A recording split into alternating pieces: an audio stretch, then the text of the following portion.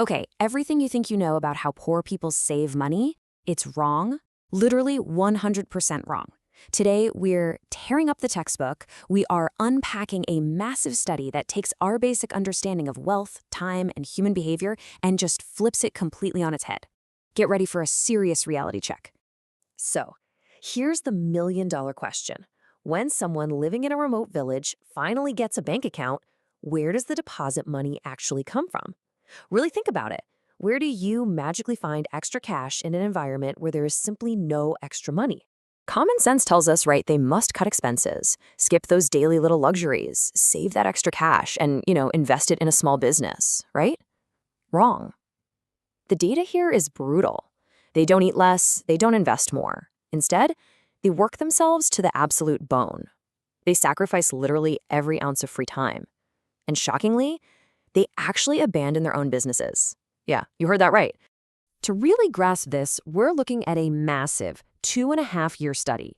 Researchers tracked remote, unbanked households deep in rural Sri Lanka.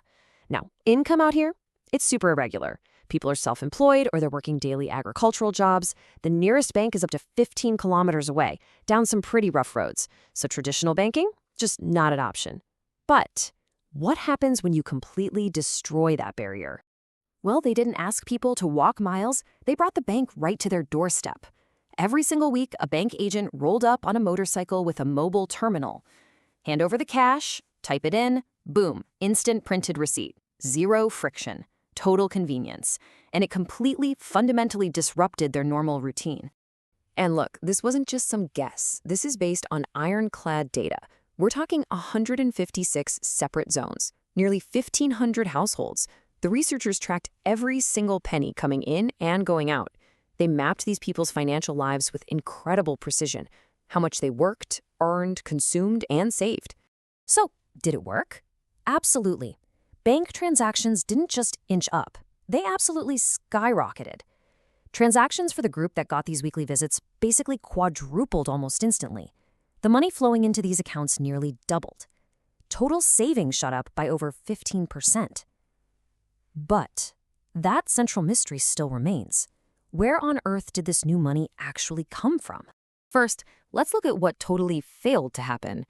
Conventional wisdom says, well, if you save more, you buy less. But consumption, it didn't drop. Okay, what about their informal community savings groups?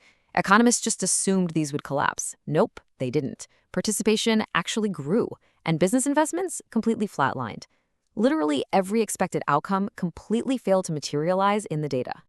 So here's the ultimate plot twist. The real source of these new savings? Sacrificed leisure, rest, free time. To fund these new accounts, people literally sold their resting hours. Total household income jumped by 10%, and that was driven entirely by raw extra labor. They didn't save by spending less, they saved by working more. And this triggered an even crazier, totally anti-intuitive shift. I mean, you'd think a bank account would help someone grow their small retail shop, right? The exact opposite happened. Entrepreneurs actually quit their own businesses. Why? To become daily wage laborers. They traded the limited, unpredictable income of a village shop for the guaranteed immediate cash of hard day labor.